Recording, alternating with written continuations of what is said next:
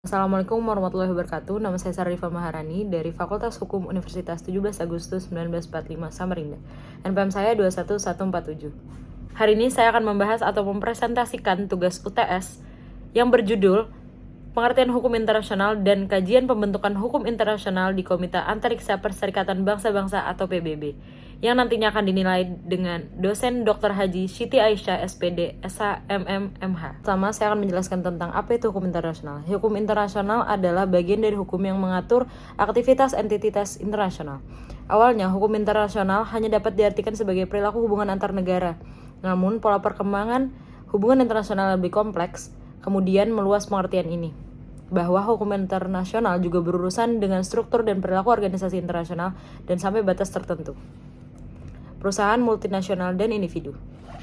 Hukum internasional adalah hukum bangsa-bangsa, hukum internasional atau hukum antar negara. Hukum bangsa-bangsa digunakan untuk menunjukkan kebiasaan dan aturan hukum yang berlaku dalam hubungan antar raja-raja. Hukum internasional atau hukum negara untuk menunjukkan bahwa aturan yang kompleks dan prinsip-prinsip yang mengatur hubungan antara anggota masyarakat bangsa-bangsa atau negara. Adapun pendapat lain terkait pengertian hukum internasional. Yang pertama, menurut ahli G.G. Stark, hukum internasional adalah seperangkat hukum atau badan hukum yang sebagian besar terdiri dari prinsip-prinsip dan aturan perilaku dan perasaan negara terikat untuk membangun hubungan dengan satu. Yang kedua, ada menurut Grotius Hugo de Groot. Hukum internasional terdiri dari seperangkat prinsip-prinsip hukum dan biasanya dalam hubungan antar negara-negara. Hubungan ini didasarkan pada kehendak bebas dan persetujuan dari semua anggota untuk kepentingan bersama. Yang ketiga ada dari Sugeng Istanto. Hukum internasional adalah seperangkat ketentuan hukum berlakunya dipertahankan oleh masyarakat internasional. Yang keempat ada pendapat menurut ahli Oppenheimer. Hukum internasional sebagai hukum yang timbul dari masyarakat internasional dan perjanjian pelaksanaannya dijamin dengan kekuatan dari luar. 5. Ada pendapat dari ahli Dr. Mohtar Kusuma Atmaja.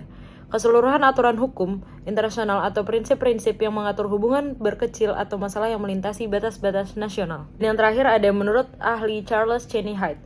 Hukum internasional adalah seperangkat hukum yang sebagian besar terdiri dari prinsip-prinsip dan aturan yang harus ditaati oleh negara. Oleh karena itu, hukum internasional harus ditaati dalam hubungan antar. Pertama, saya akan membahas tentang hukum internasional regional. Internasional hukum yang berlaku atau daerah berlakunya terbatas lingkungan, seperti Undang-Undang Amerika, Amerika Internasional, seperti konsep landas kontinen atau continental shelf, dan konsep perlindungan sumber daya hayati laut atau konservasi sumber daya hayati laut Latin. Awalnya tumbuh di Amerika sehingga menjadi umum hukum internasional. 2. Ada hukum internasional khusus. Hukum internasional dalam bentuk kaedah khusus berlaku untuk negara-negara tertentu seperti Konvensi Eropa tentang Hak Asasi Manusia sebagai cerminan keadaan, kebutuhan, tingkat perkembangan, dan tingkat yang berbeda dari integritas dari berbagai bagian masyarakat. Berbeda dengan pertumbuhan regional melalui hukum. Hukum internasional itu sendiri adalah aturan secara keseluruhan dan prinsip-prinsip yang mengatur hubungan atau persoalan yang melintasi batas negara. Yang pertama, negara oleh negara. Yang kedua, negara dengan subjek hukum lainnya yang menyatakan atau hukum subjek non-negara satu sama lain. Selanjutnya, saya akan menjelaskan tentang sumber hukum internasional. Apa itu sumber hukum internasional? Sumber hukum internasional memiliki banyak sekali arti. Salah satunya kata sumber hukum ada kalanya dipergunakan juga dalam arti lain, yaitu kekuatan atau faktor apakah, seperti politis, kemasyarakatan, ekonomis, teknis, dan psikologis, yang membantu dalam pembentukan hukum sebagai sumber suatu bentuk perwujudan atau gejala sosial dalam kehidupan masyarakat manusia. Dengan perkataan lain, sumber hukum ini meneliti faktor kausal atau penyebab yang turut membantu dalam pembentukan suatu kaidah. Persoalan ini lebih terletak dalam bidang luar ilmu hukum atau ekstrayuridis, sebagaimana juga masalah sumber hukum material merupakan ekstrayuridis, yakni pada hakikatnya merupakan persoalan falsafah. Bagi seseorang yang belajar hukum positif, yaitu hukum yang berlaku seperti misalnya mahasiswa fakultas hukum atau seorang pengacara atau pejabat diplomatik, yang terpenting di antara 3 arti kata sumber hukum di atas adalah sumber hukum dalam arti formal. Selanjutnya, saya akan menjelaskan tentang kajian pembentukan hukum internasional di Komite Antariksa Perserikatan Bangsa-Bangsa atau PBB. Komite Perserikatan Bangsa-Bangsa atau PBB tentang penggunaan antariksa untuk maksud damai, United Nation Committee on the Peaceful Use of Outer Space atau biasa disingkat dengan UNCOPUOS, yang selanjutnya disebut komite, adalah sebuah komite yang mendapat tugas untuk membahas berbagai permasalahan berkaitan dengan penggunaan antariksa untuk maksud damai dan menyiapkan rancangan hukum internasional tentang kegiatan keantariksa. Sejak didirikannya komite tersebut, maka dapat dikatakan bahwa ia merupakan titik sentral dalam pembentukan hukum internasional yang mengatur kegiatan negara-negara di antariksa untuk maksud damai. Dalam melaksanakan tugasnya, Komite Keantariksaan telah menerapkan suatu metode pengambilan keputusan yang cukup unik, yaitu metode pengambilan keputusan secara konsensus. Terlaksanaannya ketentuan konsensus sebagai suatu metode pengambilan keputusan di Komite Keantariksaan telah dapat dibuktikan kesuksesannya dalam membuat hukum internasional yang mengatur penggunaan antariksa untuk maksud damai. Komite PBB tentang penggunaan antariksa untuk maksud damai adalah pembentukan Komite PBB tentang penggunaan antariksa untuk maksud damai dapat dikatakan bersamaan waktunya dengan dimulainya kegiatan ilmiah di antariksa, sewaktu dilaksanakannya Tahun Geofisika Internasional atau The International Geophysical Year pada tahun 1958. Space Exploration and Application 1968 dengan resolusi Majelis Umum PBB nomor 1348 pada tanggal 13 Desember 1950.